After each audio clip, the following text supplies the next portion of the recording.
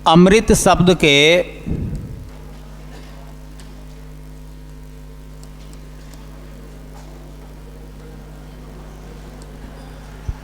पर्यायवाची।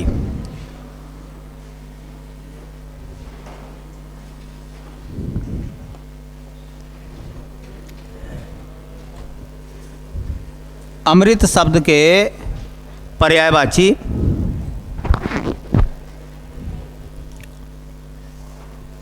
देखो, अमृत के पर्यायवाची की बात करें तो एक शब्द आता अमीय,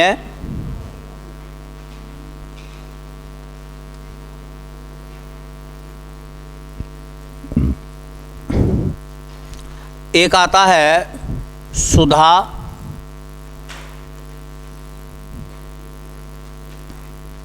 एक आता है पीयूष,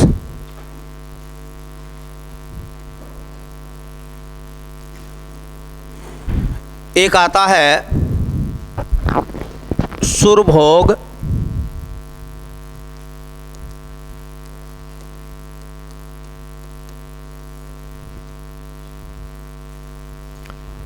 वैसे तो और भी हैं, कहते हैं कि देवभोज्य होता है, देवहार होता है, देवताओं का खाना, ठीक है। लेकिन इसमें आपको 4 ही पढ़ने हैं बस।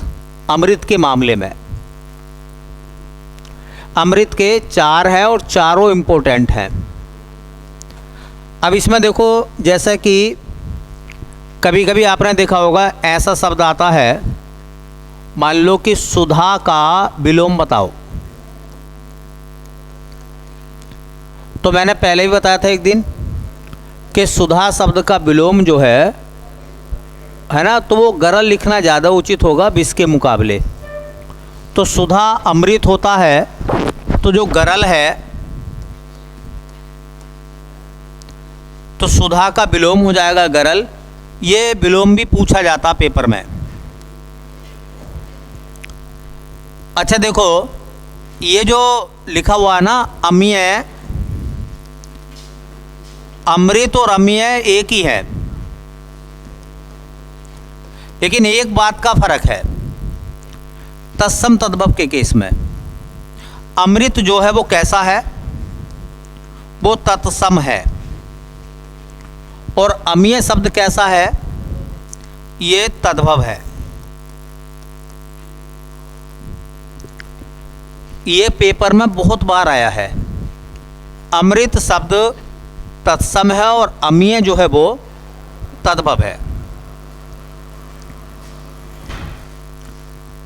अच्छा, कभी कभी पता क्या होता है, ऐसा लगता है देखने में कि अमीय जो है वो आम का पर्यायवाची है, लेकिन अमीय आम का पर्यायवाची नहीं है, बल्कि अमीय जो है वो अमृत का पर्यायवाची है। तो अमीय इस वजह से याद रखना कि तद्भव है, सुधा इस वजह से याद रखना है क्योंकि इसका विलोम गरल होता है, पीयूष आप जानते ही हैं, पीयूष का मतलब होता है अमृत, और ये सुरभोग, सुरभोग का मतलब हो गया, सुर कहते हैं देवताओं को, भोग कहते हैं भोजन। देवताओं का जो आहार है वो क्या है भैया, वो अमृत है। अमृत पान किया था किसने, देवताओं ने, समुद्र मंथन के बाद, ठीक है, इसी से वो अमर हो गए थे। तो अमृत जो है वो देवताओं का भोजन है, इसलिए इसे सुरभोग कहते हैं। अच्छा, इसे देव भोग भी कह सकते हो भाई, देव का मतलब देवताओं का, भोग का मतलब होता भोजन।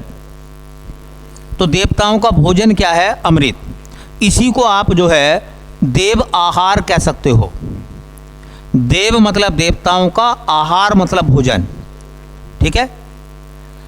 कभी कभी ना एक वाक्यांश आता है और उस वाक्यांश की जगह आपको एक शब्द लिखना होता है।